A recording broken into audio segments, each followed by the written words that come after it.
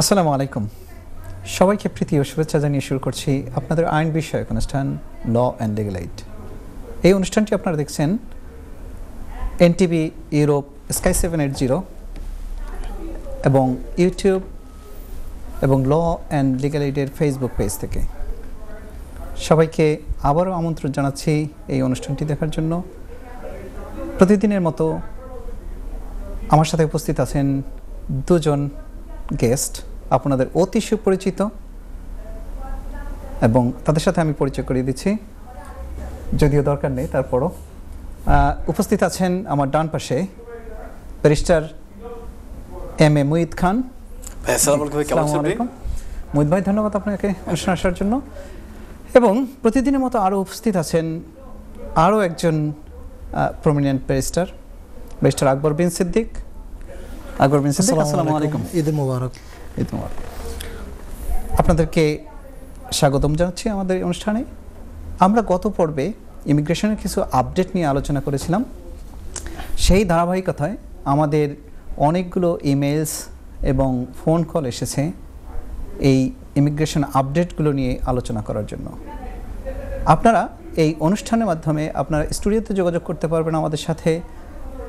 স্টুডিওর যে নাম্বারটি দেওয়া আছে, এছাড়াও একটি মোবাইল ফোন নাম্বার দেওয়া আছে যেখানে টেক্সট ফোনের মাধ্যমে আপনারা আমাদের এই অনুষ্ঠানে বা অনুষ্ঠানের বাইরে আমাদের সাথে যোগাযোগ করতে পারবেন। এছাড়াও একটি ইমেল অ্যাড্রেস দেওয়া আছে, যে ইমেল অ্যাড্রেসটিতে যদি আপনারা কোনো কোয়েরি সেন্ড করেন, আমাদের ল অ্যান্ড লিগ্যালের টিম চেষ্টা করবে আপনাদের কোয়েরিজের অ্যান্সারগুলো দিতে। মোহিত ভাই, আমরা গত পর্বের যে আলোচনাটি করেছিলাম সেখানে যদি আপনি একটু আমাদের দর্শকদের উদ্দেশ্যে সংক্ষেপে একটু রিক্যাপ করে দেন। জি, ধন্যবাদ। রিক্যাপ করার আগে মাত্র কয়েকদিন আগে ঈদ হয়ে গেছে, তো আপনাকে আমার পক্ষ থেকে ঈদের শুভেচ্ছা, ঈদ মোবারক। ঈদ মোবারক। আকবর ভাই, আপনাকে ঈদের শুভেচ্ছা, ঈদ মোবারক। আপনাকে ঈদ মোবারক। এবং দর্শক যারা আছেন তাদেরকে ঈদের শুভেচ্ছা, ঈদ মোবারক। তো গত সপ্তাহের যে আপডেটসগুলি আমরা যেগুলি নিয়ে আলাপ করেছিলাম সেগুলো ছিল এরকম।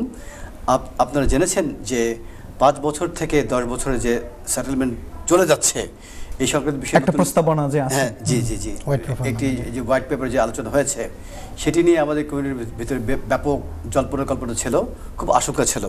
সেই আশঙ্কা দূর করে দেওয়ার জন্য আমরা বলেছিলাম যে নতুন যে আপডেটস আমরা দেখেছি হোয়াইট পেপারসে, সেটি এখনও আইনে পরিণত হয়নি। আইনটি হতে পারে হয়তো বা 2026 জানুয়ারিতে এটি ইমপ্লিমেন্ট করা হতে পারে, যদি আইনটি হয়। আইনটি হলে হবে ডিসেম্বর 2026 এন্ডে। আমরা এই কথাটি বলেছিলাম গত অনুষ্ঠানে, এবং বলেছিলাম যে নতুন যদি আইনটি কার্যকরী করা হয় তাহলে বর্তমানে যে সমস্ত কেয়ার ওয়ার্কার এবং স্কিল ওয়ার্কার যুক্তরা যে ইতিমধ্যে পুরনো বর্তমানে প্রযোজ্য আইনের অধীনে প্রবেশ করে ফেলেছেন, তাদের ক্ষেত্রে নতুন আইনটি রেট্রোস্পেক্টিভ ইফেক্ট দিয়ে বলবৎ করা হবে না। এটি ছিল একটি দিক। আর আরেকটি দিক আমরা বলেছিলাম যে যদি নতুন আইনটি কার্যকরী করা হয় তাহলে ভবিষ্যতে নতুন আইনটি কার্যকরী করা হওয়ার পর ভবিষ্যতে নতুন যারা মাইগ্রেন্ট যারা যুক্তরাজ্যে প্রবেশ করবে নতুন আইনের অধীনে, শুধুমাত্র তাদের ক্ষেত্রেই নতুন এই আইনটি প্রযোজ্য হবে। এই ছিল সারমর্ম। জি, ধন্যবাদ মোহিত ভাই। সুপ্রিয় দর্শক, আমরা গত পর্বের অনুষ্ঠানের পরে যে আপডেটগুলো নিয়ে আলোচনা করেছিলাম তারপরেও নতুন একটি আপডেট এসেছে, যেটা মাইগ্রেশন অ্যাডভাইজারি কমিটি রিপোর্ট দিয়েছে 10ই জুন 2025, যেটা ভেরি রিসেন্টলি 2-3 দিন আগে এই রিপোর্টটা পাবলিশ হয়েছে। যেই রিপোর্টটা সম্পর্কে আমরা আজকে আপনাদের সাথে আলোচনা করব, যেহেতু এটা ইমিগ্রেশন। আর অন্যদিকে আমরা আপনাদেরকে আরও বলতে চাই, যদি আপনাদের কোনো ফ্যামিলি ল বিষয়ে কোনো প্রশ্ন থাকে, বেশ কিছু টেক্সটের মাধ্যমে আছে, আমরা সেগুলোকে অ্যাড্রেস করার চেষ্টা করব। আর যদি কারো কোনো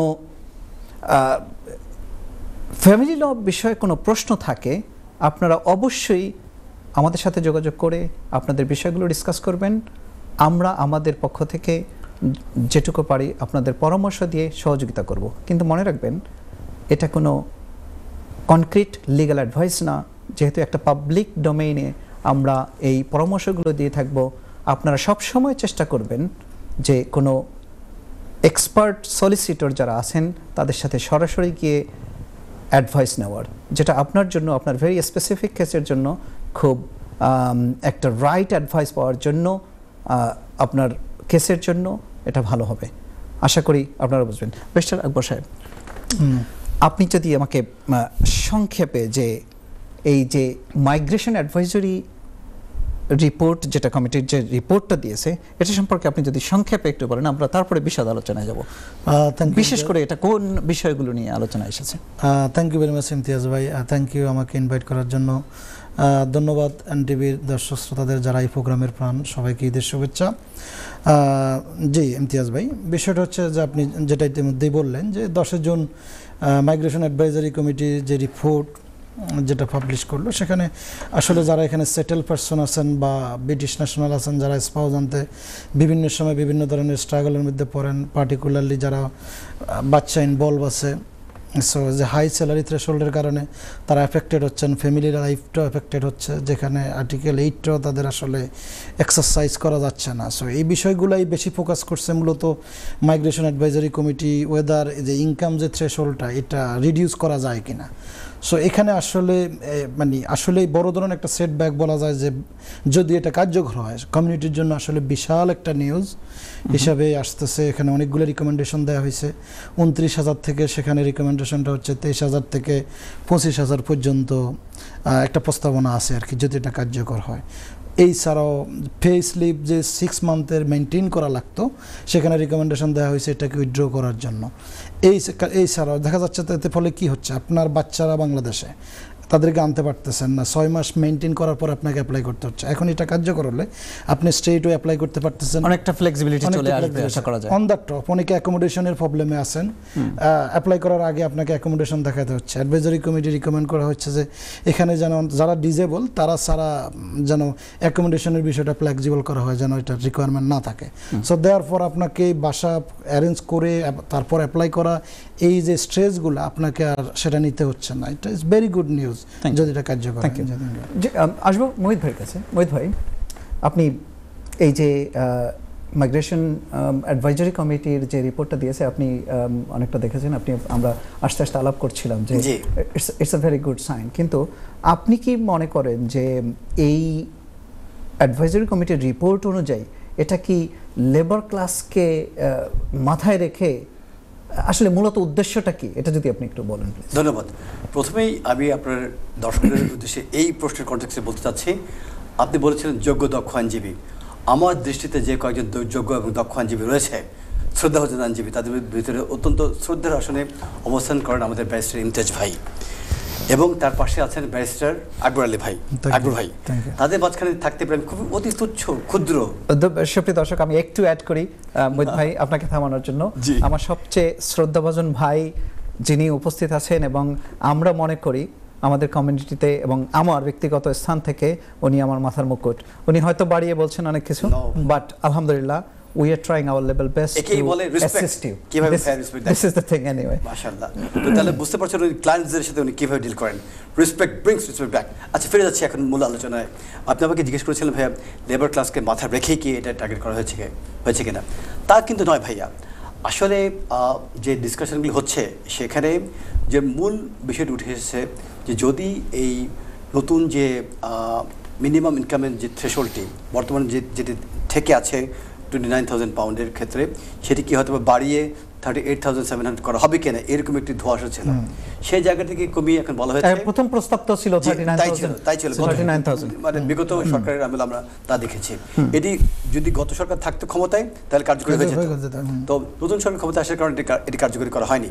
বাট এই মাইগ্রেশন কমিটির এই রিপোর্টটি আসার পূর্বে ধোঁয়াশা ছিল যে এই মিনিমাম ইনকাম রিকোয়ারমেন্টটিকে বাড়িয়ে 29,000 থেকে 38,700 করা হবে কিনা, সেই জায়গাতে একটি পরিবর্তন আমরা দেখেছি ভাইয়া। এবং আপনি যদি বলেন যে এটি কি লেবার ক্লাসকে টার্গেট করে কি করা হয়েছে কিনা, ভাইয়া অ্যাপার্ট ফ্রম মানে যাদের মিনিমাম ইনকাম 40,000 পাউন্ডের উপর যারা রয়েছে, বিলোতে যারা আছে তারা সবাই কিন্তু ওয়ার্কিং ক্লাস। এমনকি 40,000 পাউন্ড ইনকাম করলে 40,000 পাউন্ড পার ইয়ার ইনকাম করলে তারাও যে ওয়ার্কিং ক্লাস হবে না তাও কিন্তু না।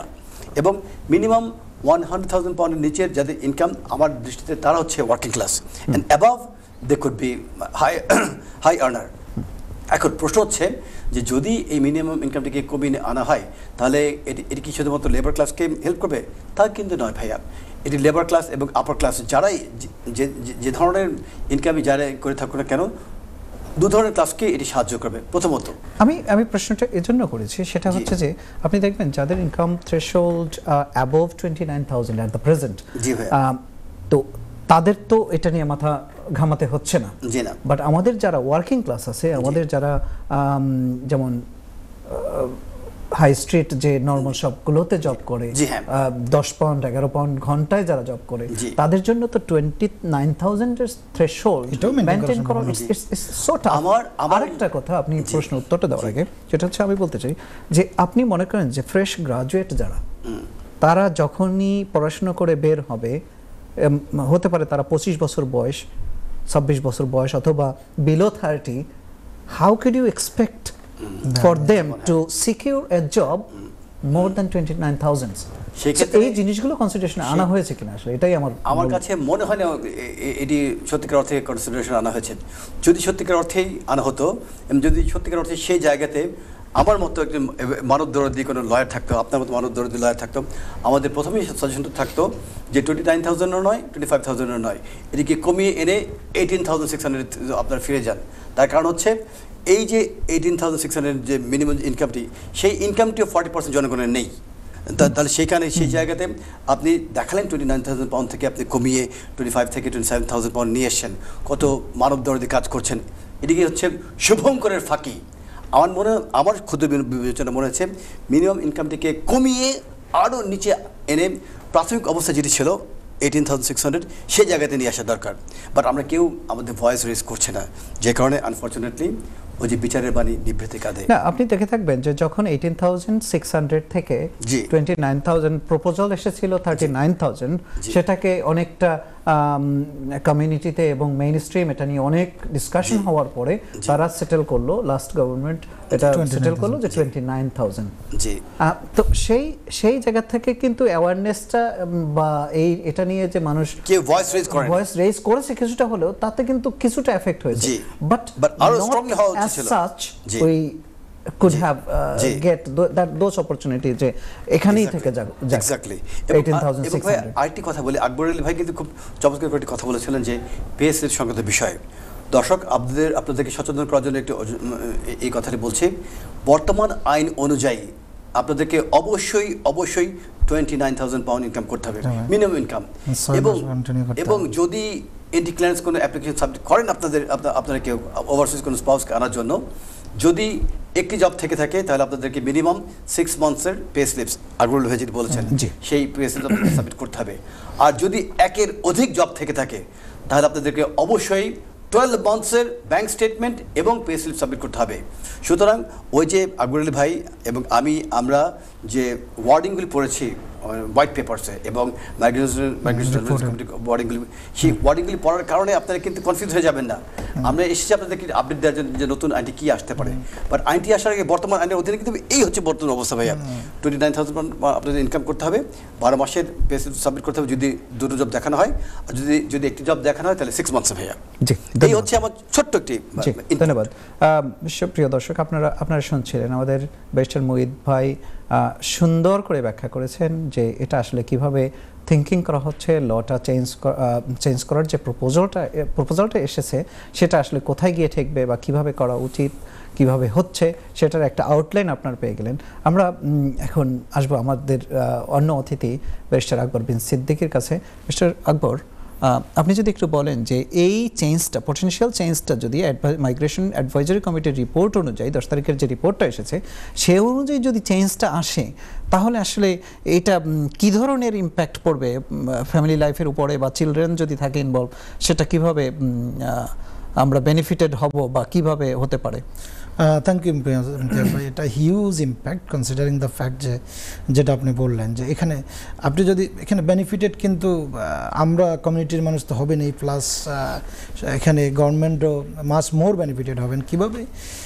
আমরা এখন ইন প্র্যাকটিস যেটা দেখতে পাচ্ছি যে 29,000 হওয়ার কারণে এই মেজরিটি ফ্যামিলি অ্যান্টি ক্লিয়ারেন্স পাওয়ার পরেই তারা এখন স্টেট বেনিফিট নেওয়া ছাড়া, পাবলিক ফান্ড যেটা আমরা বলে থাকি, নেওয়া ছাড়া অল্টারনেটিভ আসলে থাকে না। 29,000 ক্যারি করা, another for 5 years is very very difficult for them.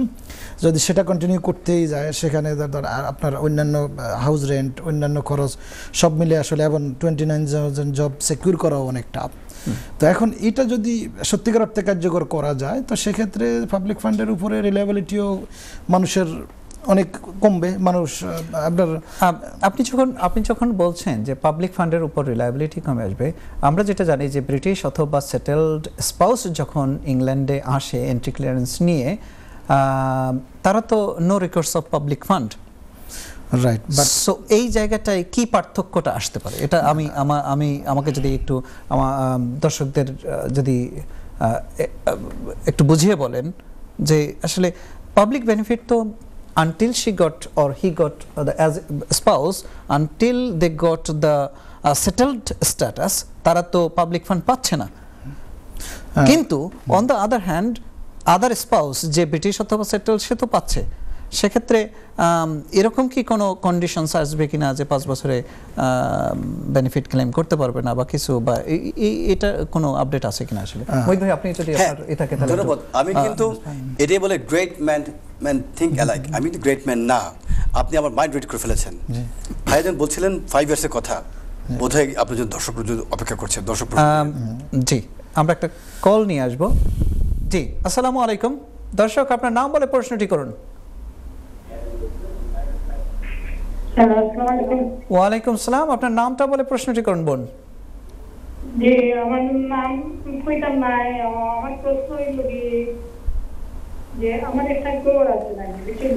জি, আমার একটা গড় নাই আছে, আমার নামে গড়, বুঝছেন? তো আমি গড়টা চাইলাম না নি আমার ছেলের নামে দিতাম। এটা মনে যাচ্ছে আরো 2,06,000 ইয়ার তে দেওয়া যায় বলি কই ছেলে অলরেডি কাম করে আসামো আসবে। আপনি ছেলেকে দিবেন কিভাবে? আপনি দান করে দিবেন? দান কইরা দিতাম চাইলাম না, আর কোনো যে রাস্তা আছে যে দিবার কই আপনি মর্টগেজ তো আপনি পে করেন তাই না? জি। আপনি কি এরকম কোনো চিন্তা করছেন যে উইল করে দিবেন বা কিছু? উইল কইরা না কি এমনি থাকলো কি তার নামে আমার নামটা কি এক্সট্রা দিতাম চাইলাম না কি তার নামে থাকলো, আর পরবর্তীতে বাদে আমি দিতাম যা কোনো আনতাম পারিনি, ওরা কোনো কথা ছিল না। বোন, আপনি উইল সম্পর্কে কি কোনো আইডিয়া আছে আপনার? যে আইডিয়া আছে উইল কইরা দেওয়া যায় যে আপনি যেহেতু আপনি বোন যে জি আমার একটা কই বানিয়ে দেন কিলা দিয়ে ভালো হইব কিটা করলে। জি, আমি আপনার কথা যতটুকু শুনেছি তাতে আমরা বলবো, আমরা একটু পরেই ব্যাখ্যা করব যে উইল কিভাবে কাজ করে। কিন্তু আমার একটা প্রশ্ন আপনি যাওয়ার আগে সেটা হচ্ছে যে আপনি এখন ট্রান্সফার করতে চাচ্ছেন আপনার ছেলের নামে, বাট পরবর্তীতে আবার এটাকে আবার নিতে চাচ্ছেন আপনার নামে।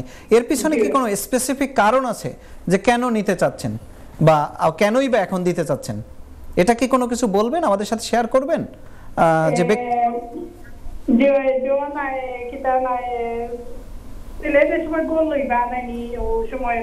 আমি যদি কোড দিই না ছেলের নামে ছেলে ফার্স্ট টাইম জেনে বাই করবার নেই খাইবার নিয়ে ওটার লাগে আর কি। আমি যখন চিন্তা করলাম আমার কোড যদি দেই যদি ওকে ওকে আপনার এটা জি জি আমি বুঝতে পারছি।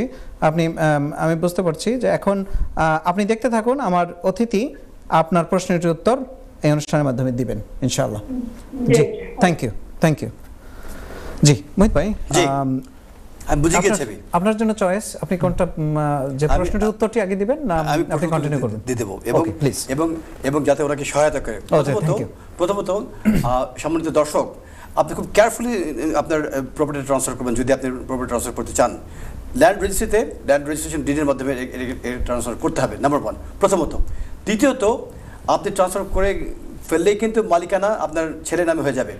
রিসেন্টলি আমি অত্যন্ত মর্মান্তিক একটি ঘটনার সম্মুখীন যেখানটায় পিতা মাতা ছেলের নামে প্রপার্টি ট্রান্সফার করে দিয়েছিলেন, ছেলে বিয়ে করে 1 মাসের মাথায় সেই পিতামাতাকে লাথি মেরে ঘর থেকে বের করে দিয়েছে।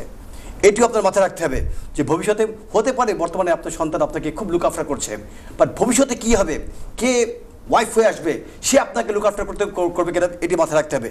সে কারণে প্রপার্টি ট্রান্সফার করার পরে আপনাকে একটি চার্জ বসাতে হবে এই প্রপার্টির ইন্টারেস্ট এগেনস্টে। আর থার্ডলি, ফার্স্ট টাইম বায়ার হিসেবে যেহেতু আপনি ইতিমধ্যে প্রপার্টি মালিকানা আপনি আছেন এবং আপনার ছেলে যেহেতু প্রথম ফার্স্ট টাইম বায়ার হিসেবে সে কিনবে, অবশ্যই সে অ্যাজ এন ইন্ডিভিজুয়াল এটি ডিসকাউন্ট পাবে।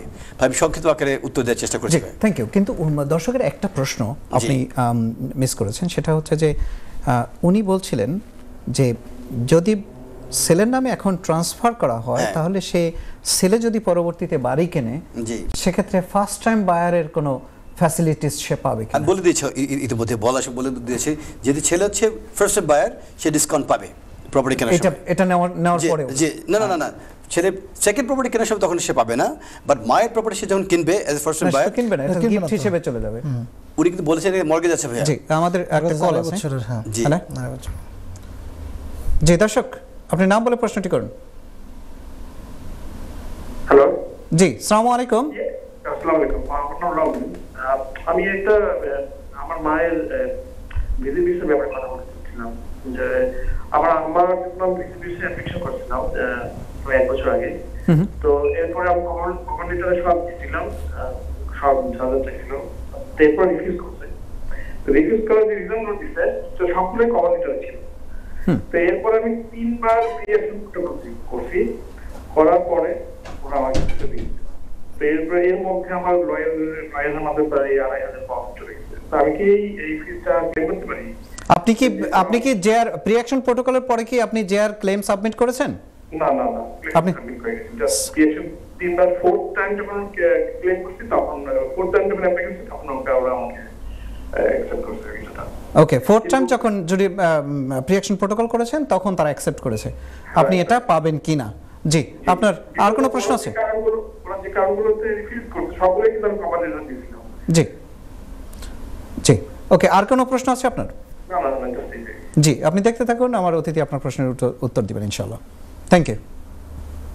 জি মোহিত ভাই, ওনার প্রশ্নটা হচ্ছে যে উনি জেআর লেভেলে চলে যান না, উনি প্রিঅ্যাকশন প্রোটোকল করার পরে উনি পারবেন কস্ট অর্ডার, কারণ যেহেতু হোম অফিসে এখানে ফল্ট করেছিল এবং সিদ্ধান্তের ক্ষেত্রে কিছু নেতিবাচক সিদ্ধান্ত দেওয়ার কারণে যে ডকুমেন্টসগুলি উনি বলেছেন একই ডকুমেন্টস উনি সাবমিট করেছেন, ডকুমেন্টসের ক্ষেত্রে কোনো সমস্যা ছিল না।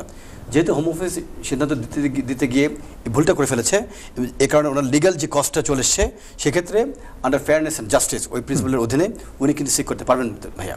ওকে, দর্শক আশা করি আপনার উত্তরটি পেয়েছেন। তারপরও আপনি যে কথাগুলো বলেছেন, আমরা মাত্র আপনার ছোট্ট 30 সেকেন্ডের একটা কথা শুনে আমরা যে কথাটা বলেছি সেটা হয়তো বা রাইট নাও হতে পারে। আপনাকে যে জিনিসটি করতে হবে, আপনার যেহেতু সলিসিটর আছে, সলিসিটর তার সাথে কনসাল্ট করবেন এবং তিনিই জানবেন এক্স্যাক্টলি কোন ওয়েতে লিগ্যাল ডিপার্টমেন্টের সাথে, হোম অফিসের লিগ্যাল ডিপার্টমেন্টের সাথে যোগাযোগ করে এটাকে সিকিউর করা যায় যে আপনার কস্টটা যাতে পেতে পারেন বা কিছু। তবে একটু টাফ হবে, নেগোসিয়েশন করতে হবে, বাট আশা করি এটা চেষ্টা করলে হয়তো বা পাওয়া যেতে পারে। আশা করি উত্তরটি পেয়েছেন। আমরা ছোট্ট একটা বিরতিতে যেতে হবে, বিরতির পরে আমরা ফিরে এসে যে আলোচনাটি করছিলাম গত আপডেট নিয়ে 10 তারিখের, আমরা কন্টিনিউ করব এবং দর্শকদের প্রশ্ন নিব। সবাই অনুষ্ঠানটি দেখতে থাকুন, আমরা ফিরে আসছি বিরতির পরে। সুপ্রিয় দর্শক, বিরতির পরে আবারও শুভেচ্ছা জানাচ্ছি ল অ্যান্ড লিগ্যাল এইড থেকে। আপনারা দেখছিলেন ল অ্যান্ড লিগ্যাল এইড অনুষ্ঠানটি এনটিভি ইউরোপ থেকে, স্কাই 780, ইউটিউব এবং ল অ্যান্ড লিগ্যাল এইডের ফেসবুক পেজ থেকে। আপনাদেরকে অসংখ্য ধন্যবাদ আমাদের এই অনুষ্ঠানে ফোন করে কোয়েরি করার জন্য। মোহিত ভাই, বিরতির আগে যে কথাটি বলে আপনি থেমে গিয়েছিলেন, আমাদের একজন বোনের প্রশ্ন ছিল যে যদি ছেলের নামে তার প্রপার্টিটাকে ট্রান্সফার করে দেয়, আপনি বেশ কিছু ডিমেরিটস বলেছিলেন, আপনি বিবাহের কথা বলে একটু থেমে গিয়েছিলেন, যদি ওটাকে একটু কন্টিনিউ করেন প্লিজ। বোধহয় দর্শক লাইনে আছেন। আমি সুপ্রিয় দর্শক, আসসালামু আলাইকুম, আপনার নামটা বলে প্রশ্নটি করুন প্লিজ। আসসালামু আলাইকুম, আমার নাম ইসলাম। ওকে ইসলাম ভাই, বলুন প্লিজ। জি, আমার প্রশ্নটা কি ভাই, যে ফ্যামিলির লেগে যৌথ বিজনেস প্রপার্টি পাবে, এটা ডিসকাউন্ট নিয়ে কিনা যায় ফ্যামিলির কাছ থেকে? ওকে, মিত ভাই বলেছেন যে ফ্যামিলি মেম্বার্সদের কোনো প্রপার্টি যদি ট্রান্সফার করতে যায় সেক্ষেত্রে ডিসকাউন্টে কিনতে পারবে কিনা। আপনি কি বলছেন যে আপনি সে ফর এক্সাম্পল প্রপার্টির ভ্যালু আছে 300,000, আপনি ওটাকে বলতে চাচ্ছেন যে আপনি 100,000-এ কিনতে পারবেন কিনা? ওয়ান সেকেন্ড, ওটা আমি আমার নেফিউ শেয়ার হোল্ডার আছি আর কি, বাট আমার নামে বাইনার নামটাকে যদি আমি কিনতাম চাই আর কি আমার শেয়ারটা, এটা ডিসকাউন্টে কিনা যাইব নি? সেই ক্ষেত্রে কিন্তু ভাইয়া ডকুমেন্টসগুলো চেক ব্যাক করে একজন মানে ওয়ান টু ওয়ান নিয়ে কথা বলতে হবে, কারণ হুট করে যদি উত্তর দিয়ে দেওয়া হয় তাহলে এটা বোধহয় ওনার জন্য হার্মফুল হয়ে যাবে, এটা ওনার জন্য ওয়াইজ অ্যাডভাইস হবে না ভাইয়া। এখানে দর্শক আপনি দেখতে থাকুন, আমরা এটাকে অ্যাড্রেস, আর কোনো প্রশ্ন আছে আপনার? আমরা অ্যাড্রেস করার চেষ্টা করব, যদিও আজকের এই অনুষ্ঠানটি আমাদের মর্টগেজ নিয়ে করছি না, বাট আলহামদুলিল্লাহ আমরা বেশ কিছু প্রশ্ন পাচ্ছি মর্টগেজ নিয়ে। আশা করি পরবর্তীতে আমরা একটা ডিটেইলড প্রোগ্রাম করার চেষ্টা করব, বাট তবুও আপনি যে দর্শক এই অনুষ্ঠানটি দেখছেন, আমরা চেষ্টা করব এটাকে আমাদের জায়গা থেকে যতটুকু ব্যাখ্যা করা যায়, এবং আশা করি এটাকে আপনি লিগ্যাল অ্যাডভাইস না নিয়ে এটাকে একটা ইনফরমেটিভ ওয়েতে নিয়ে আপনি যে কোনো একজন ইন্ডিপেন্ডেন্ট লিগ্যাল অ্যাডভাইজারের কাছ থেকে আপনি পরামর্শ নেবেন, এবং আপনার ভাগনা যে তাকেও একজন অ্যাডভাইজারের পরামর্শ নিতে হবে, দুজনকে দুই দিক থেকে ইন্ডিপেন্ডেন্ট পরামর্শ নিতে হবে। জি, আপনি দেখতে থাকুন। থ্যাংক ইউ, আসসালামু আলাইকুম। জি জি মিত ভাই, আপনি একটু ঝামেলার কথা বলেছিলেন। আমি কিন্তু ঘুমিয়ে গেছিলাম, ধাক্কা দিয়ে আপনি আমাকে এখন সেই পথ দেখিয়ে দিয়েছেন। যে সেটি কি আপনি বলেছিলেন যে ওই যদি জননী যদি তার সন্তানের নামে প্রপার্টি ট্রান্সফার করেন তাহলে কি হতে পারে। আরেকটি ভাই লুপোলস রয়ে গেছে, মানে ড্রব্যাকস রয়ে গেছে। এটি হচ্ছে এই যে ভবিষ্যতে উক্ত সন্তান যখন বিবাহ করবে অথবা বিবাহিত আছে অলরেডি, তাও হতে পারে, আমরা জানি না ইনফরমেশনটা, তারা যদি আলাদা হয়ে যায় তখন কিন্তু আপনি জানেন, আপনি ফ্যামিলি লয়ার আপনি expert, one of the leading lawyers of the country, এবং আপনাদের লিগ্যাল এড রয়েছে যে আপনারা আলহামদুলিল্লাহ আমাদের কমিউনিটির হাজার হাজার মানুষকে সাহায্য করে যাচ্ছেন। এখন তখন হবে কি, যদি সেই প্রিয়তমা স্ত্রী তার যে সন্তানের বিরুদ্ধে মামলা দায়ের করে এই প্রপার্টি নেওয়ার জন্য, তখন এই যে মমতাময়ী জননী আমছালা সব হারাবেন তখন। তার কারণ হচ্ছে এই যে প্রপার্টির উপরে উক্ত মহিলা হয়তো বা 100% ক্লেম করে বসতে পারে, হয়তো 7% সে নিতে পারে, এবং বাচ্চা কাচ্চা থাকলে তো 50% পাওয়ার তো ইন জেনারেল। আপনি জানেন দুটো কেস রয়েছে, একটি হোয়াইট ভার্সেস হোয়াইট, একটা Jones versus Jones. White versus white এই কেস অনুযায়ী 70% ওই মহিলা পেয়ে যাবে, আর জোনস ভার্সেস জোনস এর এই মামলার অধীনে 50% মহিলা পেয়ে যাবে বাচ্চা আছে কিনা এগুলো বেস করে। সুতরাং যিনি জননী, ওনার উচিত আমি ট্রান্সফার করে দেবো বা ইমোশনাল হয়ে গিয়ে এটা করবে, এটা করার আগে তার উচিত ওয়ান টু ওয়ান কোনো সেশন নিয়ে কারোর কাছ থেকে একটি অ্যাডভাইস নেওয়া। কেননা যে জায়গাতে ইমোশন রয়েছে আবার লিগ্যাল রাইটস রয়েছে, লিগ্যাল রাইটস যে জায়গাতে কাজ করে খুব স্ট্রিক্ট, ইমোশন সেখানে কাজ করে না।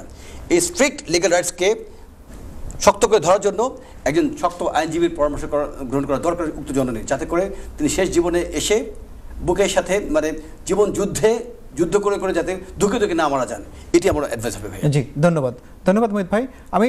আমি একটু অ্যাড করব, সুপ্রিয় দর্শক, আপনি যদি অনুষ্ঠানটি এখনও দেখতে থাকেন তাহলে আপনাকে মনে রাখতে হবে যে যেহেতু একটা স্বতন্ত্র একটা অ্যাডভাইস নেওয়া আপনার জন্য জরুরি, সেটা আপনি নেবেন, কিন্তু তারপরও আপনি যতটুকু বলেছেন তাতে আমাদের মনে হচ্ছে যে আপনার জন্য সবচেয়ে বেস্ট ওয়ে হবে আপনি যদি ছেলেকে ভালোবাসেন, ছেলেকে উইল করে দিতে পারেন।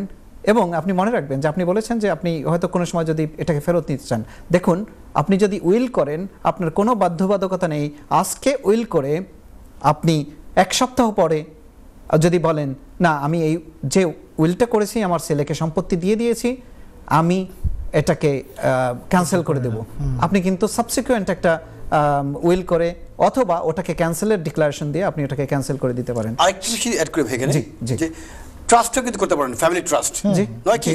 জি জি, এবং সেটা বেস্ট সলিউশন। সো সেক্ষেত্রে আপনার উচিত হবে কোনো যাতে আনডিউ ইনফ্লুয়েন্স, ম্যানিপুলেশন কোনো কিছু যাতে না থাকে, আপনি একটা ইন্ডিপেন্ডেন্ট লিগ্যাল অ্যাডভাইস নিয়ে তারপর আপনি চিন্তা করবেন আপনার জন্য কোন অপশনটা ভালো হবে। আশা করি আপনার উত্তরটি পেয়েছেন। জি মোহিত ভাই, আমাদের যে দর্শক প্রশ্নটি করেছেন, লাস্ট দর্শক যেটা প্রশ্নটি করেছেন সেটা হচ্ছে যে ওনার যদি না উনি প্রশ্নটি করেছেন যে ভাগনার কাছ থেকে যদি নিতে, আপনি অলরেডি বলে দিয়েছেন যে এখানে আমাদের উচিত হবে এখানেও তার একটা ইন্ডিপেন্ডেন্ট, যেহেতু ভাইয়া উত্তর কিন্তু খুব সুন্দর আপনি নিজে দিয়ে দিয়েছেন। হ্যাঁ। দুজন ব্যক্তি এখানটায়। আচ্ছা বলুন আপনি না না এখানে আমি একটু আরেকটু বলতে চাচ্ছিলাম, সেটা হচ্ছে যে এখানে যদি উনি ওনার থাকে তাহলে সেক্ষেত্রে ওনার জন্য ওই 100% রাইটসটা ক্লেম করাটা আমার মনে হয় যে অতটা ডিফিকাল্ট হবে না।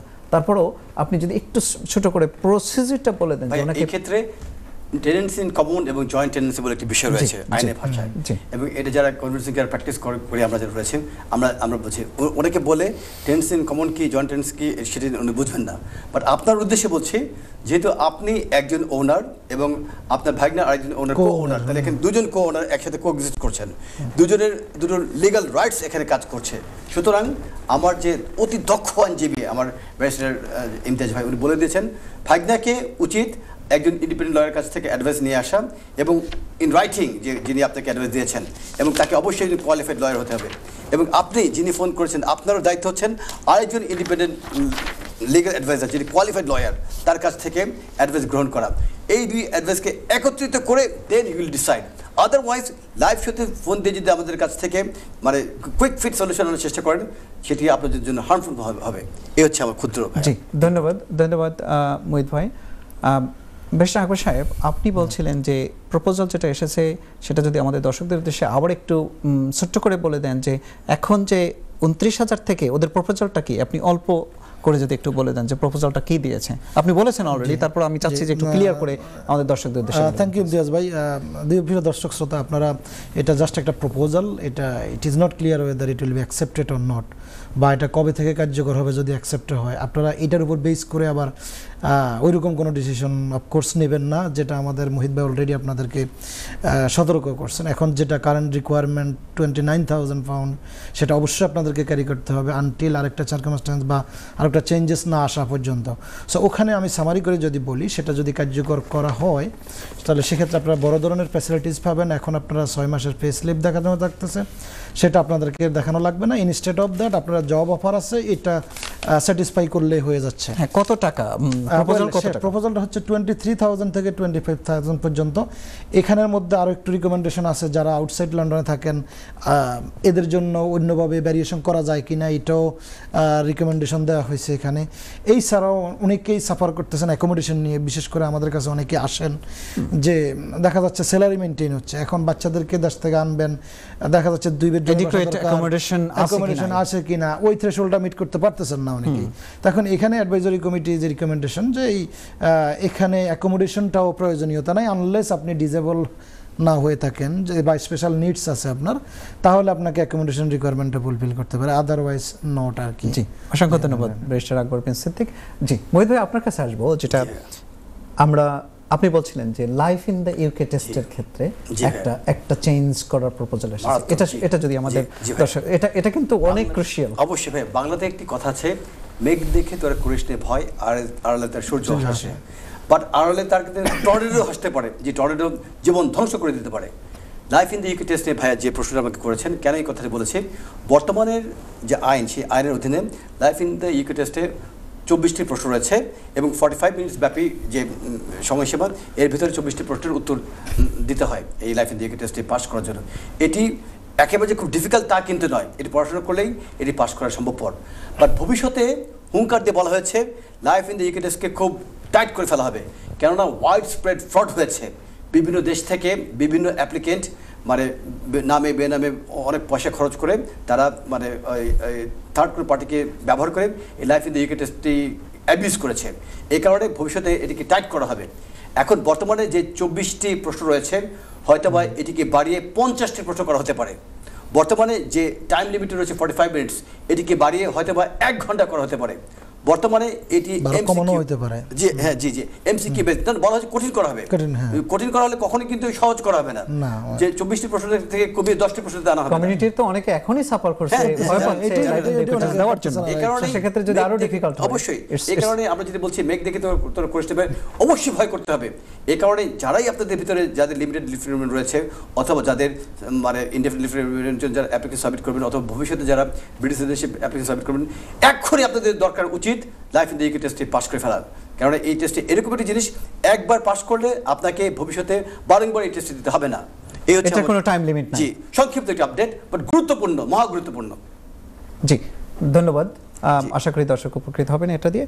আমার একটা প্রশ্ন আছে, আমাদের মেসেজের মধ্যে একটা প্রশ্ন আছে, সেটা হচ্ছে যে আমি আপনাকে ছোট্ট করে বলি যদি, জি, একজন ভদ্রলোক সে টোয়েক ইস্যুতে তার ভিসাটা, তার লিভ টু রিমেন ছিল 2016 সাল জি পর্যন্ত, ভাই, হ্যাঁ, কিন্তু 2016 সালের আগেই তার লিভ টু রিমেইন কার্টেলড হয়ে যায় ডিউ টু টোয়েক ইস্যু। জি ভাইয়া, সে জেআর করে কোর্ট অফ অ্যাপিলে গিয়ে এটাকে অনেক চ্যালেঞ্জ করতে করতে 2021 পর্যন্ত গড়িয়েছে।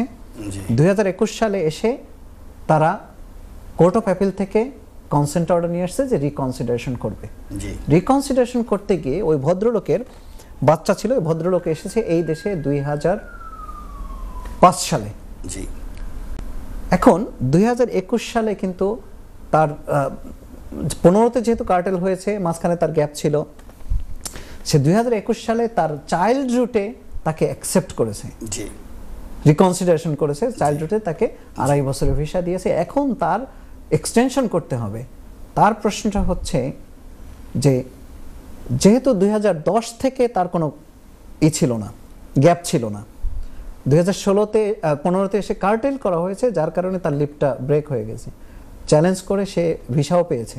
জি। এখন সে কি 2010 থেকে যদি এখন 2025 আসে, তার এই 15 বছর হয়ে কন্টিনিউটি গেছে। জি। দিয়ে সে আমি বুঝতে ইনডেফিনিট পেরেছি লিভ টু ভাইয়া। রিমেইন অ্যাপ্লাই করতে পারবে। আমি বুঝে ফেলেছি ভাইয়া। জি। দেখতে হবে মাঝখানে কোনো গ্যাপ আছে কিনা। জি। যদি ভিসাটি কার্টেল করে দেওয়া হয়ে থাকে 2012 অথবা 15তে, এবং আমি এই এক্সাম্পল দিয়ে বলছি, এবং এই কার্টেল হয়ে যাওয়ার পরে যদি তিনি চ্যালেঞ্জ করে যান, বাট থেমে থেমে থেমে থেমে তাকে কোনো পারমিশন দেওয়া হয়নি, ভবিষ্যতে গিয়ে তিনি যদি কোর্ট অফ অ্যাপিল থেকে তিনি যদি কোনো অর্ডার নিয়ে আসেন, পজিটিভ আউটকাম নিয়ে আসেন। রিকনসিডারেশন, কিন্তু এখানে করতে হবে এরকম যে ইদার ফার্স্ট ইয়ার ট্রাইব্যুনাল অথবা আপার ট্রাইব্যুনাল থেকে টয়েকের এগেইনস্ট ওনাকে উইন করতে হবে। উনি টয়েক টেস্ট দেননি, এটা ওনাকে প্রমাণ করতে হবে। সিম্পলি না, উনি ওনার এই কেসটাকে after the case laws update, জি, হোম অফিস এটাকে আর চ্যালেঞ্জ, তার অ্যাপিলেন্স গ্রাউন্ডসটাকে চ্যালেঞ্জ করেনি। আমি বলছি আপনাকে, ওইদিকে সমস্ত দর্শকরা পেয়ে যাবেন, প্রচুর হাজার হাজার টয়েক ভিক্টিম এখনো মানে কাঁদছে, মানে সঠিক পরামর্শ না পাওয়ার কারণে। এখন যদি তিনি কোর্ট অফ অ্যাপিল থেকে কোনো রায় যদি তার পক্ষে আসে, এর অর্থ এই নয় যে তিনি ওই যে মাঝখানে যে গ্যাপ, খান কেস ল বলে কেস ল আছে, এটিকে ব্যবহার করে তিনি ইনডেফিনিট লিভ টু রিমেইনের জন্য অ্যাপ্লিকেশন সাবমিট করতে পারবেন।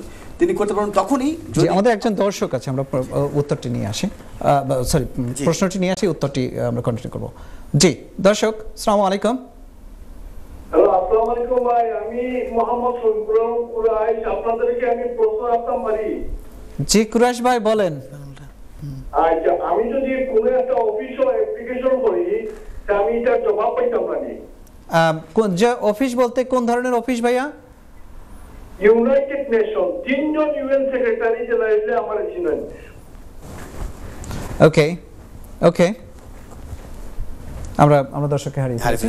আমরা যে দর্শক আপনাকে আমরা হারিয়ে ফেলেছি, আপনি যেটা বলছিলেন। তো দর্শকদের যদি বলছিলাম ভাইয়া, যদি ওই অ্যাপ্লিকেন্ট ফার্স্ট ইয়ার ট্রাইব্যুনাল অথবা আপার ট্রাইব্যুনাল থেকে যদি প্রমাণ করতে পারেন যে তিনি এই টয়েক টেস্ট দেননি, সেক্ষেত্রে এই যে মাঝখানে যে গ্যাপ পিরিয়ডটি ভাইয়া, ধরেন 15 থেকে উনি শুরু করেছেন ওনার যাত্রা, 20-এ গিয়ে লিগাল যে রাইট পেয়েছেন, যুদ্ধ শেষ করার পর অনেক রাইটস দেওয়া হচ্ছে, বাট এই রাইটসটি যদি ফার্স্ট ইয়ার ট্রাইব্যুনাল অথবা আপার ট্রাইব্যুনাল থেকে যদি না এসে থাকে, তাহলে কিন্তু যে গ্যাপ পিরিয়ডটি, এই গ্যাপ পিরিয়ড ফিল আপ করাটা খুব ডিফিকাল্ট ভাইয়া, বাট খান কেসের অধীনে।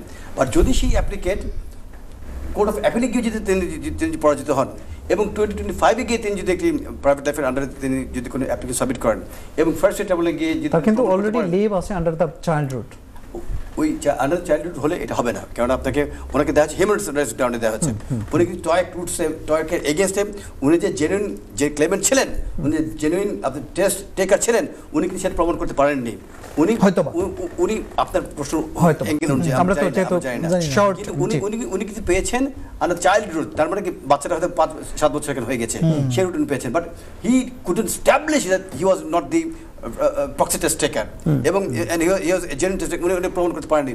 যদি এমন হয়ে থাকে, তাহলে ভবিষ্যতের দিকে গিয়ে উনি যতই চাইল্ড রুটে তিনি ওই লিভ টু রিমেইন অর্জন করে থাকেন না কেন, মাঝখান যে গ্যাপটি সেটি তিনি কভার করতে পারবেন না। তবে যদি কোর্ট অফ অ্যাপিল থেকে তিনি যদি পরাজিত হন, ভবিষ্যতে তিনি যদি একটি ফ্রেশ অ্যাপ্লিকেশন সাবমিট করেন আন্ডার হিউম্যান রাইটস, সেই কেসটি যদি রিফিউজ হয় ভাইয়া, এবং যদি মামলা হয় কোর্টে ফার্স্ট ট্রাইব্যুনালে, সেখানে গিয়ে তিনি যদি প্রমাণ করতে পারেন যে হি ওয়াজ এ জেনুইন টেস্ট টেকার, এবং যার যদি তার পক্ষে রায় দেয়, তাহলে এই যে দীর্ঘ 10 বছর যে গ্যাপটি, তাও কিন্তু কভার করে ফেলতে পারবেন উনি। থ্যাংক ইউ মেহের ভাই। দর্শক, আশা করি আপনি উত্তরটি পেয়েছেন। আমি একটু আবার আমার বাম পাশের ব্যারিস্টার আকবর বিন সিদ্দিকীর কাছে আসবো। ব্যারিস্টার আকবর বিন সিদ্দিক, আপনাকে আমি প্রশ্ন করতে চাই, সেটা হচ্ছে যে ফেক COS এবং এর কনসিকুয়েন্সটা নিয়ে যদি আপনি আমাদের দর্শকদের উদ্দেশ্যে সংক্ষেপে বলেন। থ্যাংক ইউ ইমতিয়াজ ভাই। আমরা রিসেন্ট টাইমে অনেকগুলো ইনকোয়ারিজ এই বিষয়ে রেগুলারলি পাচ্ছি। সেটা হচ্ছে যে এমপ্লয়ার বলেন, এমপ্লয়ি বলেন, বোথ সাইড থেকেই ফেক কজ ইউজ করে ভিসা অ্যাপ্লিকেশন করা হচ্ছে। আমরা কজ বলতে বুঝে থাকি যে কনফার্মেশন অফ স্পন্সরশিপ। সো এটা অ্যান্টি ক্লিয়ারেন্সের জন্য হয়ে থাকে, আবার ইনসাইড দ্য কান্ট্রি তো এক্সটেনশন অথবা সুইচিংয়ের ক্ষেত্রে হয়ে থাকতেছে। সো আপনারা এই বিষয়ে খুবই কেয়ারফুল থাকা খুবই জরুরি। যদি আপনারা ফেক কজ ইউজ করেন, সেটার কনসিকুয়েন্স খুবই ভয়াবহ। এটা ডিসেপশন হয়। ইমিগ্রেশন অ্যাক্ট 1971 এর আন্ডারে যেটাকে ফ্রড হিসাবে কনসিডার করা হয়। যে যদি ফ্রড হিসাবে কনসিডার করা হয়, আপনার বিরুদ্ধে ক্রিমিনাল চার্জ গঠন করা হতে পারে। সেক্ষেত্রে আপনি কনভিক্টেড হলে আপনাকে ইমপ্রিজনমেন্ট দেওয়া হতে পারে। এছাড়াও আপনাকে ডিপোর্টেশন, যদি আপনি ইনসাইড কান্ট্রি হন তাহলে তো ডিপোর্টেশন, আপনি তো রিটার্ন চলে যাইতে হবে। আর যদি অ্যান্টি ক্লিয়ারেন্সের জন্য হন, আপনি 10 ইয়ার্সের জন্য ব্যান হইতে পারেন। ইভেন এটা তো ইমিগ্রেশন রেকর্ডে আপনার থাকবে। ফিউচার অ্যাপ্লিকেশনগুলোতে বড় ধরনের ইম্প্যাক্ট পড়বে। এটা তো কনসিডারিং দ্য ফ্যাক্ট যারা এমপ্লয়ি তাদের জন্য। এখানে এমপ্লয়ারের জন্য হিউজ একটা ইম্প্যাক্ট পড়তে পারে। সেটা হচ্ছে যে সে আপনার আনলিমিটেড ফাইনের শিকার হইতে পারে, লাইসেন্স রিভোক হয়ে যেতে পারে কোম্পানির। এছাড়াও সেও ট্রায়ালের মধ্যে, সেটাও তো ডিসেপশন। সেটা যদি কনভিক্টেড হয় তাহলে সে ইমপ্রিজনমেন্টেরও শিকার হইতে পারে। লাইসেন্স চলে যাবে, রিভোক হয়ে যাবে, এবং ডিরেক্টরশিপ ডিসকাউন্ট। আমরা একজন দর্শক বোধহয় লাইন আছে। জি দর্শক, আসসালামু আলাইকুম। আসসালামু আলাইকুম। ওয়া আলাইকুম আসসালাম ওয়া রাহমাতুল্লাহি ওয়া বারাকাতুহু। আমি আপনার ওনার প্রশ্নটা বললাম। জি বলুন প্লিজ। আসসালামু আলাইকুম। আপনার ভলিউমটা, টিভির ভলিউমটা কমিয়ে আমাদের সাথে ফোনে কথা বলুন। ওকে, ওয়ান সেকেন্ড প্লিজ। ওকে, জি বলুন। আমার তো ব্যাপার হইল, আমার প্রশ্ন হইল, আমার বয়স হইল 70 গেছি আর কি। বুঝছেন যে আপনি আমার প্রশ্নটা? আপনার কথাটা ক্লিয়ার না দর্শক। বলুন, আপনি বলুন। একটা চিনি বলিও কমাইলাম। হ্যালো, ঠিক আছে? হ্যাঁ, শুনতে পাচ্ছি, আপনি প্রশ্ন বলে যান। আমার প্রশ্ন হইল যে আমার বয়স হয়েছে 70। লাইন ভেঙে যাচ্ছে। জি দর্শক, আপনার লাইনটি কেটে কেটে আসছে। আমরা কথা আপনারটা ক্লিয়ারটা শুনতে পাচ্ছি না। হ্যালো, আমরা মনে হয় দর্শককে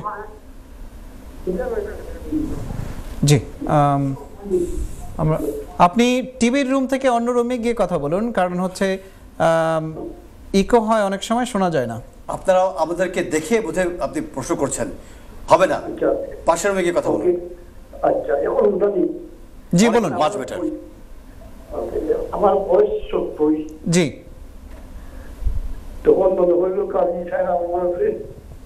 আমি ওই যে মানে বর্তমানে কোনো আইন আছে, আমি আমার চলার দরকার আছে, বাংলাদেশ চলার। এখন আমি একটা কোর্স ছাড়া ফ্রি চিন্তা করা লাগবে। কি কি কি কি দরকার? থাকতে চাচ্ছে 70 ইয়ার্স আপ হয়ে গেছে আর কি। এখন ব্যাপার তো এটা তো কোর্স যেটা আছে আপনার সলিসিটার বা বাংলাদেশ চলার ফিচারতে যাবে। হ্যাঁ, এটা কিসের জন্য, কোন পারপাসে? আপনার বয়স 70 হয়েছে, আপনি কোন কাজের জন্য আপনি সরকারের সহযোগিতা চাচ্ছেন? সলিসিটরের কস্ট আপনি বিয়ার করতে পারবেন না? কোন বিষয়, ইমিগ্রেশন না কোনো ফ্যামিলি বিষয়ে? না, ফ্যামিলি বিষয়, ফ্যামিলির ব্যাপারে, ফ্যামিলি আমি চাইছি। তো ব্যাপার হইলো আসছে বহুত দিন ধরে আছে, অন্যান্য কেস করতাম, আমি যখন পয়সা লাগে আসছে, পয়সা তো আমি দেওয়া, আমি খাইতে পাইছি, তো পয়সা দেওয়া। জি দর্শক, আপনার যদি কোনো, আমি একটু সংক্ষেপে বলে দিচ্ছি, আমি জানি না আপনার সাবজেক্ট ম্যাটার কি। আপনার যদি ফ্যামিলি ম্যাটার্স নিয়ে যদি কোনো লিগ্যাল এইডের প্রয়োজন হয়, লিগ্যাল এইড বলতে যে আপনাকে নিজেকে প্রাইভেটলি কোনো কস্ট সলিসিটরে দিতে হবে না, আপনি সলিসিটরের কস্ট লিগ্যাল এইড এজেন্সি বিয়ার করবে।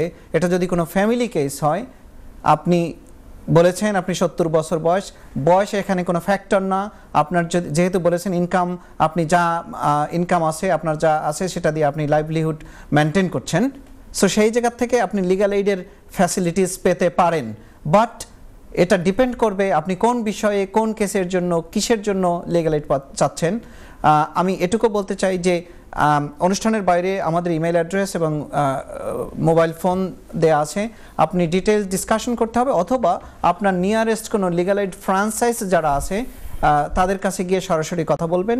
আমাদেরও লিগ্যাল এইড আছে, কিন্তু আমরা এখানে আপনাকে বলতে পারি না যে আপনি আমাদের কাছে আসেন। আপনি যে কোনো লিগ্যাল এইড ফ্রাঞ্চাইজের কাছে গিয়ে আপনি পরামর্শ নেবেন এবং তারা আপনাকে পরামর্শ দিবে, যদি আপনি এলিজিবল হন আপনি লিগ্যাল এইড ক্লেম করতে পারবেন। Thank you. জি মোহিত ভাই, আমরা প্রায় অনুষ্ঠানের শেষ দিকে একটা জিনিস, আপনি ফেক কস্টের বিষয়ে আমাদের বিশেষ সাহেব বলেছেন, আমি আরেকটু আসতে চাই, সেটা হচ্ছে যে লাস্ট একটা টপিক, যে স্টুডেন্ট এবং স্কিলড ওয়ার্কার, যদি কেউ যদি স্কিলড ওয়ার্কার ভিসায় যেতে চায় তাহলে কোর্স কমপ্লিশনের যে বিষয়টা, এটা নিয়ে কোনো আপডেট আছে কিনা? জি ভাইয়া, সংক্ষিপ্ত আকারে বলে দিচ্ছি, যারা student, you must complete your course. এটা এমন নয় যে আপনি কোর্স শেষ করেছেন, পাস করছেন নাকি ফেল করছেন, এটা বিবেচ্য বিষয় নয়। নো, এটা বিবেচ্য বিষয়। You must pass the course, এবং যখন নাকি কমপ্লিট দি কোর্স কমপ্লিট করার পরে then you can switch into skill worker. আগের যে বিষয়টি আপনি কোর্স কমপ্লিট করেন বা না করেন, স্কিল ওয়ার্কার রুটে সুইচ করা সম্ভব ছিল, সেই বিষয়টি এখন কি তার নেই। ধন্যবাদ। জি ভাইয়া। যে দর্শক, আপনারা ক্লিয়ার একটা মেসেজ পেয়েছেন। আপনাদেরকে একটা জিনিস মনে রাখতে হবে যে স্কিলড ওয়ার্কারে যখন আপনারা সুইচ করবেন, ওয়ার্ক স্টার্ট ডেট কোনো প্রকারই আপনার কোর্স কমপ্লিশন, মানে আপনার last date of attending to the course, এটা যাতে কোনো প্রকার start of the work date আগে না হয়। আপনি কোর্স কমপ্লিট করবেন সেপ্টেম্বরে, আপনি যে কোনো সময় যদি আপনি করেন সেপ্টেম্বরের শেষ হলে আপনি অক্টোবরের শুরু করেন কাজ, অথবা সেপ্টেম্বরের 25 তারিখে শেষ হবে, সেক্ষেত্রে আপনি সেপ্টেম্বর 26 তারিখে করেন।